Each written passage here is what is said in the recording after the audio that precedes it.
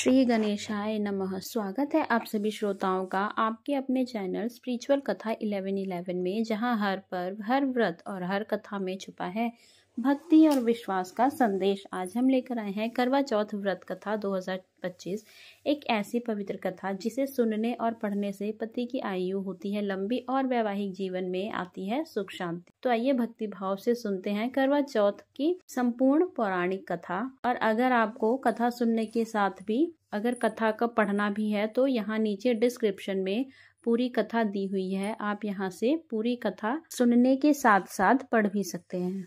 करवा चौथ के दिन अगर आप व्रत की पूरी कथा को पूरी श्रद्धा से पढ़ते हैं तो आपके जीवन में सौभाग्य बना रहता है। इसे पढ़ने से पति की उम्र भी बढ़ती है। करवा चौथ हिंदू कैलेंडर का एक महत्वपूर्ण त्योहार है, जिस दिन सुहागिन महिलाएं पूरे दिन निर्जला उपवास करके पति की लंबी उम्र की प्रार्थना करती हैं।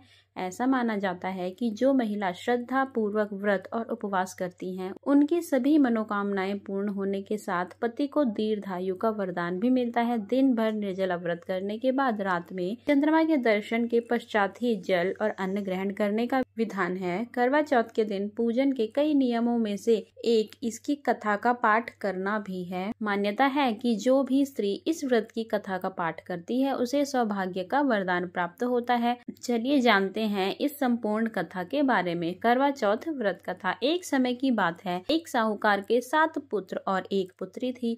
पुत्री अपने भाइयों की इकलौती बहन थी, इस वजह से उसे सभी भाई बहुत प्रेम करते थे। एक बार कार्तिक मास के कृष्ण पक्ष की चतुर्थी तिथि को साहूकार की पत्नी समेत उसकी 7 बहुओं और पुत्री ने भी करवा चौथ का व्रत रखा। रात्रि के समय जब साहूकार के सभी लड़के भोजन करने बैठे तो उन्होंने अपनी बहन से भी भोजन का आग्रह किया। इस बात पर बहन ने कहा कि भैया, आज करवा चौथ का व्रत उसने भी रखा है और चंद्रमा के दर्शन के पश्चात ही कुछ खा सकती है।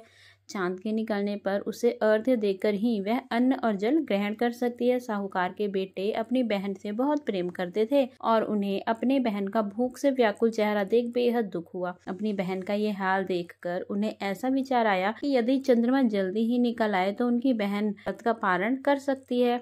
इस वजह से साहूकार के बेटे नगर के बाहर गए और वहां एक पेड़ पर चढ़कर अग्नि जला दी। घर वापस आकर उन्होंने अपनी बहन से कहा, देखो बहन, चंद्रमा निकल आया है, अब तुम अर्घ्य देकर भोजन ग्रहण कर सकती हो। साहूकार की बेटी ने अपनी भाभियों से भी चंद्रमा के दर्शन करके व्रत खोलने को कहा, लेकिन उनकी भाभियों ने इस बात से मना कर दिया और बताया कि अभी चांद नहीं निकला है, बल्कि उनके भाइयों ने प्रेमवश और बहन को भूख से व्याकुल देखकर ही नकली चांद दिखा दिया है। बहन ने भाइयों की बात को अनसुना कर दिया और अपने भाइयों की बात मानकर भाइयों द्वारा दिखाए गए नकली चांद को अर्घ्य देकर अन्न जल ग्रहण कर लिया। इस प्रकार बहन का करवा चौथ का व्रत भंग होने की वजह से भगवान श्री गणेश साहूकार की बेटी पर अप्रसन्न हो गए। गणेश जी की अप्रसन्नता के कारण उस लड़की का पति जल्दी ही बीमार हो गया और घर में बचा हुआ सारा धन उसकी बीमारी में व्यय हो गया। साहूकार की बेटी को जब अपने किए हुए दोषों का पता चला तो उसे बहुत पश्चाताप हुआ। उसने गणेश जी से क्षमा प्रार्थना की और फिर से विधि पूर्वक चतुर्थी का व्रत शुरू कर दिया।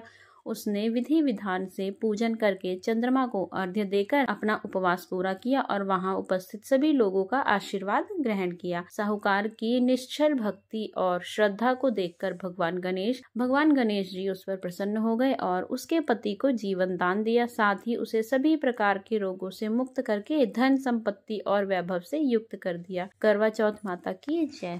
करवा चौथ व्रत कथा का महत्व। ऐसी मान्यता है कि करवा चौथ की पूजा तभी पूर्ण मानी जाती है जब पूजा के साथ इस कथा का पाठ किया जाता है। तो स्त्रियां करवा चौथ के दिन पूजन के साथ इस कथा का पाठ करती हैं और चंद्रमा को अर्घ्य देती हैं। करवा माता उनके पति को दीर्घायु देती हैं और साहूकार की बेटी की ही तरह उनके पति पर भी सदैव भगवान गणपति की कृपा बनी रहती है। करवा चौथ के दिन इस व्रत का एक कैलेंडर सामने रखकर करवा माता का ध्यान करते हुए यदि स्त्रियां इस कथा का पाठ करती हैं और दूसरों को भी कथा सुनाती हैं तो उनका सौभाग्य अखंड बना रहता है।